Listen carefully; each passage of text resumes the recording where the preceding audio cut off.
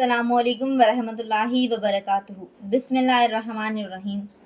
ہم اب 5 ٹپس دیکھیں گے جو ایمان کو تازہ کرنے میں ہماری مدد کریں گے انشاءاللہ۔ میرے پیارے عزیز بہنوں، آپ نے کبھی محسوس کیا کہ آپ کا ایمان کمزور ہو رہا ہے، یا پھر آپ کو محسوس ہو رہی ہے کہ آپ برکت حاصل کرنے میں ناکامیاب ہو رہے ہیں؟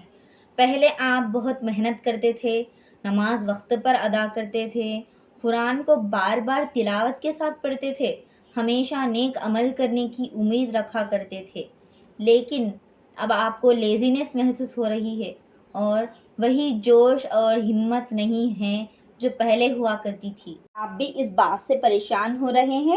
کئی لوگوں کے ساتھ ایسا ہوتا ہے کہ زندگی میں کئی مشکلیں آتی ہیں اور کبھی کبھی گراوٹ اتنی طاقتور ہوتی ہے کہ ہمارا کانسنٹریٹ ہٹ جاتا ہے اور ہمارا جوش کم ہو جاتا ہے، مگر ایسے حالت سے باہر نکلنے کے لیے کچھ آسان سے ٹپس ہیں جو انشاءاللہ ہمارے ایمان کی کمزوری کو دور کرنے میں مدد کر سکتے ہیں۔ یہاں کچھ ایسے ٹپس ہیں جو ہمارے ایمان کو تازہ کرنے میں بھی مدد کر سکتے ہیں۔ اب ہم تجویز یعنی ٹپس کی بات کریں گے۔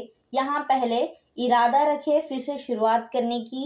ضرور آپ نے یہ کہاوت سنی ہوگی، جہاں ارادہ ہو وہاں راستہ ہے۔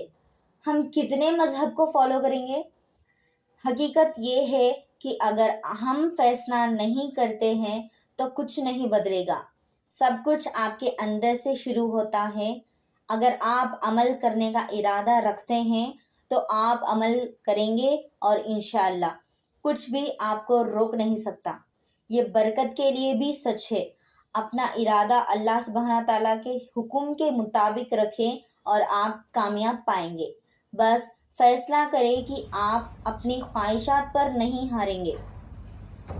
اللہ سے دعا کریں کہ وہ آپ کی اس فیصلے میں مدد کرے اور دیکھیں کیسے سب کچھ آپ کی مرضی کے مطابق ہو جاتا ہے اور بہتر ہوتا ہے انشاءاللہ۔ اس طرح سے اپنے ارادوں کو مضبوط رکھیں اور اللہ کے حکم کے مطابق چلیں۔ اگر آپ چاہتے ہیں کہ زندگی میں تبدیلی آئے اور ایمان کو تازہ کرنا ہو تو پہلا قدم آپ کے ارادے میں ہے۔ اللہ کی مدد اور ہدایت کے لیے دعا کریں اور دیکھیے جیسے سب کچھ آپ کی مرضی کے مطابق جاتا ہے انشاءاللہ۔ اور دوسرا، صلاح کو اہمیت دینا۔ چاہے کچھ بھی ہو، اگر آپ دوسرے چیزوں پر دھیان نہ دیں تو بھی چلے گا، لیکن نماز کو چھوڑنا نہیں، خاص کر فجر اور عشاء کی نمازوں کو کبھی نہ چھوڑے۔ ابو ہریرہ رضی اللہ عنہ روایت کرتے ہیں کہ رسول اللہ صلی اللہ علیہ وسلم نے فرمایا، منافقوں پر کوئی نماز اتنی بھاری نہیں جاتی جتنی فجر اور عشاء کی نماز ہوتی ہے۔ اگر انہیں اس کی فضیلت کا علم ہو تو وہ چاہے چل کر بھی آئیں۔ کوئی بھی منافق جیسا نہیں بننا چاہتا۔ یاد رکھیں، آپ نیک ہیں اور آپ واپس وہیں بننا چاہتے ہیں جو پہلے تھے۔ کچھ پروڈکٹیو کاموں سے تھوڑا وقت نکالنا اور اپنا جوش کو تازہ کرنا صحیح ہے، لیکن دھیان رکھیں کہ آپ اپنی فرض عبادتوں کو قائم رکھیں، کبھی بھی انہیں ٹالنے نہ دیں۔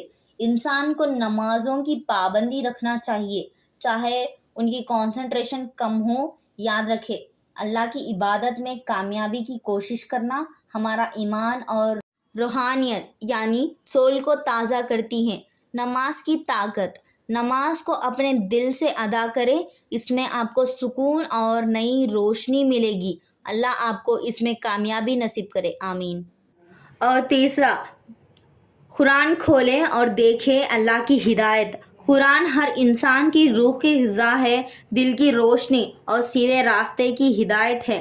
اللہ سبحانہ تعالیٰ جو پاک اور بلند ہے فرماتے ہیں، یقیناً یہ قرآن وہ چیزیں دکھاتا ہے جو سب سے مناسب ہے۔ جب بھی آپ کو محسوس ہو کہ آپ اپنی طاقت کھو رہے ہیں اور آپ کا پرفارمنس گرنے لگا ہے، ترنت قرآن کی طرف مڑیے اور آپ ہمیشہ ایک راستہ پائیں گے۔ قرآن وضح کرتا ہے کہ انسان اپنے ایمان کو دوبارہ کیسے تازہ کر سکتا ہے۔ جب بھی قرآن کھولیں، کم سے کم ایک آیت ضرور تلاوت کریں اور اس آیت میں مدد کے لیے دیکھیں کیونکہ ہر قرآن کی آیت میں مدد ہے۔ قرآن زندگی کے ہر پہلو میں روشنی اور ہدایت ہے۔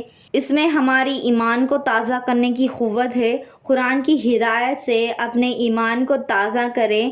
اللہ ہمیں قرآن کی سمجھ اور عمل کرنے کی توفیق دے، آمین۔ اور چوتھا، عالم اور ذہین شخص سے بات کریں۔ اللہ سبحانہ تعالیٰ نے فرمایا، کہو اگر سمندر میرا رب کے لفظوں کو لکھنے کے لیے سہارا ہوتا ہے تو سمندر ختم ہو جاتا، لیکن رب کے لفظ تب بھی نہیں ختم ہوتے، چاہے ہم اس کی مدد کے لیے اور ایسے کئی سمندر لگ جائیں۔ سورہ نمبر 18 آیت 109۔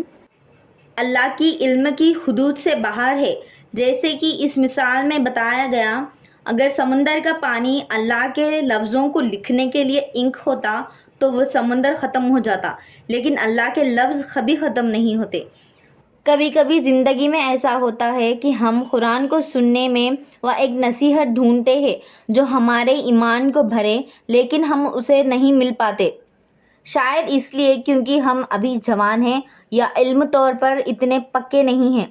ایک مذہبی اور ذہین شخص سے بات کرنا اور اس کی مدد لینا وہ ایک شارٹ کٹ کا کام کر سکتا ہے جو ہمیں اکیلے میں بہت زیادہ وقت لگ سکتا ہے وہاں تک پہنچنے میں۔ یہ آپ لوگوں کو بالکل صحیح بتائے گا کہ آپ کو کس طرح اپنے جذبات کو دوبارہ بلند کرنے کے لیے کیا کرنا چاہیے۔ لاسٹ ون، کسی بہترین دن روزہ رکھیں اور نیک عمل کریں۔ اللہ سبحانہ تعالیٰ کی عبادت کی کسی اور طریقے کے مقابلے میں روزہ رکھنا اکثر روحانیت کو ایک خاص احساس دیتا ہے۔